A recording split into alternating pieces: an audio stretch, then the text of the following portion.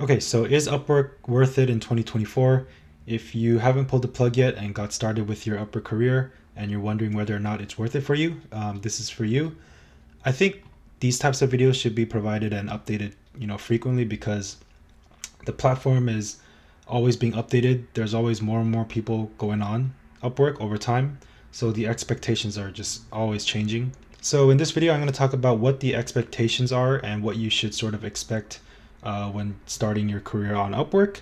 And so that way you can kind of take this and make your own decisions on whether or not you want to get started. Okay, so before we get into it, you might think that for me, because I'm working and making a living off of Upwork, that I'm obviously going to say that it's worth it. For me, it is, yes, but I don't think Upwork is for everybody. Okay, so I'm going to start by talking about the pros of Upwork. Number one, it's pretty easy to get into. You do have to be over 18, I believe, and you have to provide some sort of like identification. But other than that, it's pretty easy to create the account and just get started. Also, it doesn't matter where you're from or where you're starting from. There are certain jobs that say, US or looking for freelancers in the US only, but it goes both ways because there's also jobs that I see where clients are just looking for people in the Philippines or Europe or India or whatever. So it goes both ways. Just because you live in a certain part of the world doesn't mean that you can't make it or you have a less chance of making it on Upwork. In fact, less than 30% of people who actually make money on Upwork are actually from the States. And also for being able to, kind of work for yourself and pretty much start your own business, I would say Upwork is relatively cost efficient. Like I know you have to pay money for connects to apply to these jobs, but other than that, there's not much expenses. Like you name any other business, there's a bunch of different expenses that come along with it. Upwork, you need internet, laptop, and I guess some money and a budget for connects. So yeah, those are the pros of using Upwork. Again, Upwork has changed my life, so it's worked for me. But like I said, Upwork I don't believe is for everybody. These are some of the cons that I think come along with using Upwork as a platform. Okay, so number one, Upwork isn't a get rich quick scheme. And I'm sorry, but it's not. You have to be able to make adjustments and problem solve.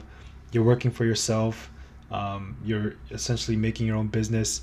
I'm not saying you have to be like me and work, 12-hour days. You can make some money and be efficient with it, working 1 or 2 hours, whatever. But those 1 or 2 hours that you do spend, you have to make sure that you're focused, you're being efficient, and you're not doing lazy work. Lazy work meaning no, leaning back in your chair, kind of just going on the internet, scrolling through different templates and copying and pasting, seeing what other YouTubers are doing and just copying and pasting their templates that thousands of people are using, using broken English to DM clients, not spending any time on your proposals or cover letters or bios, taking a really bad selfie for your profile picture, just all that stuff. I would say around 80% of people who use Upwork do and take part in lazy work.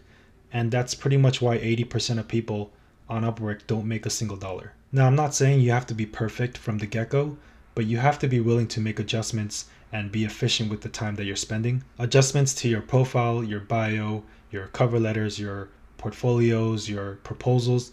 Like these things have to be constantly optimized. And another con is it's honestly really not that easy to get a job. It's a real struggle.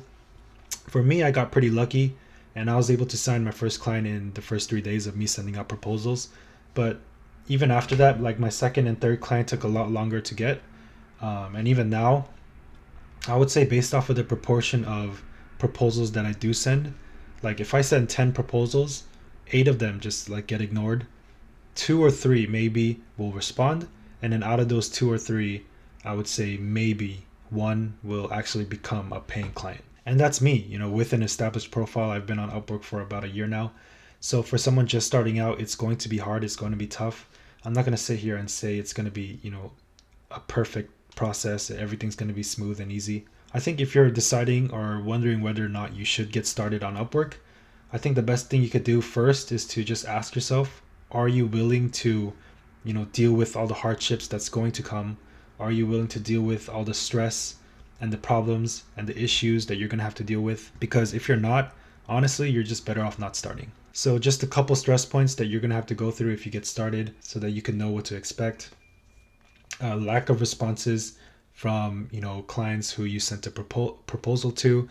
unfair reviews, unrealistic expectations from clients, spammy jobs that you're gonna have to be able to navigate and go around, having to deal with the stress of getting on a sales call for the first time, dealing with people, clients, and freelancers. If you're gonna hire freelancers, just the stress of being able to handle people. So let me give you an example of something that actually happened to me in the middle, throughout like the early to middle stages of my Upwork career.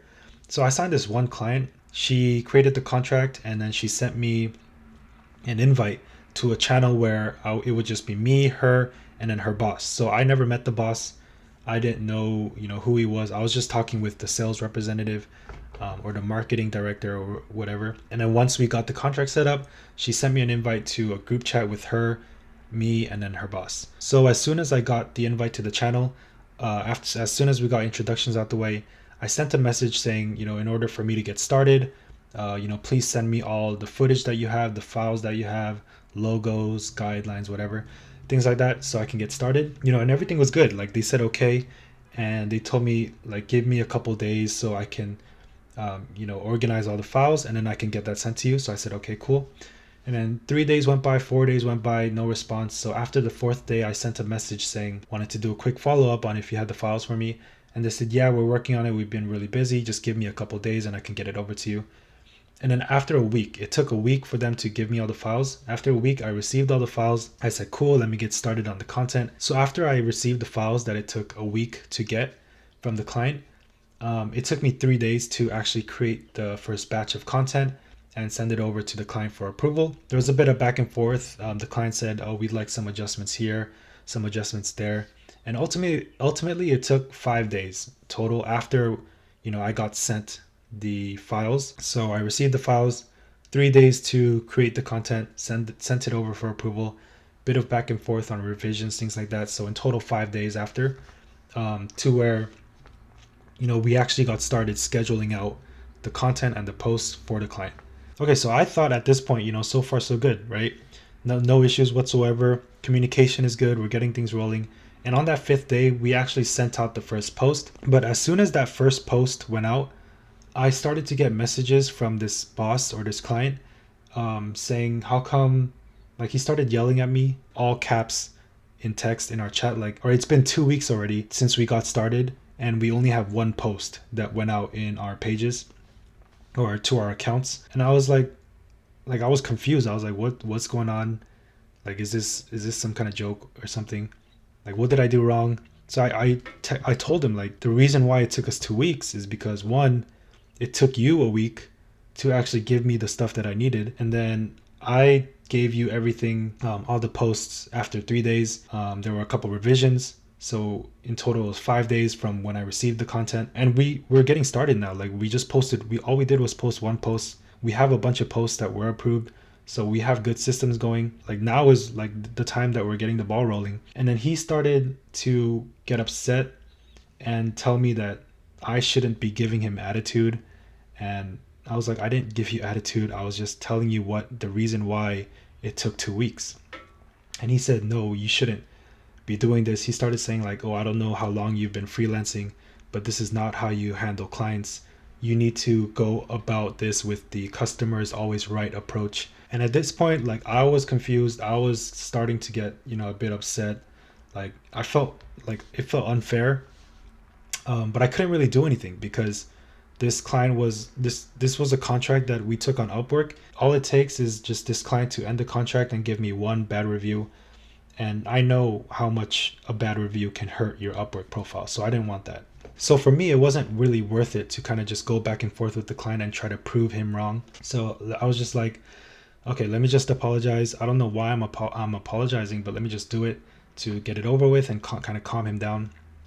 And I said, like, I apologize for this, for taking 2 weeks, even though it was his fault. And I don't know why he got upset with it. But I sent him that, and then he said, I appreciate it. Thank you for apologizing. And I was like, okay, so everything's good. But literally the next day, I wake up, I get a notification, I get an email from Upwork saying, this client has ended the contract.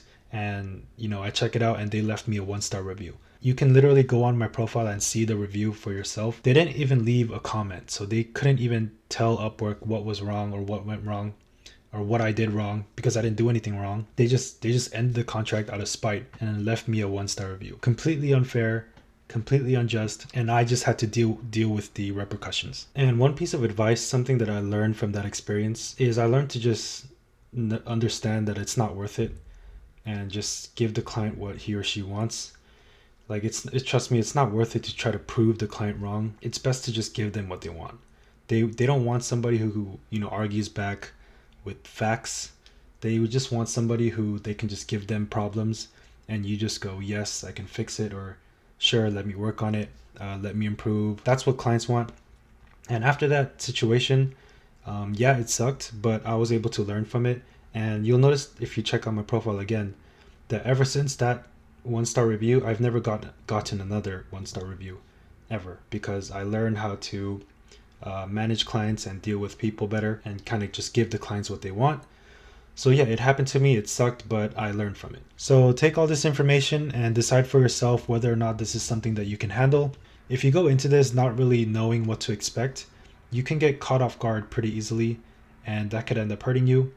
I think mindset also is something that's really important. You have to have a good mentality and the right mindset when you get into this, because if you don't, something's gonna not go your way, and then you're gonna end up quitting. And quitting is the last thing you want to do.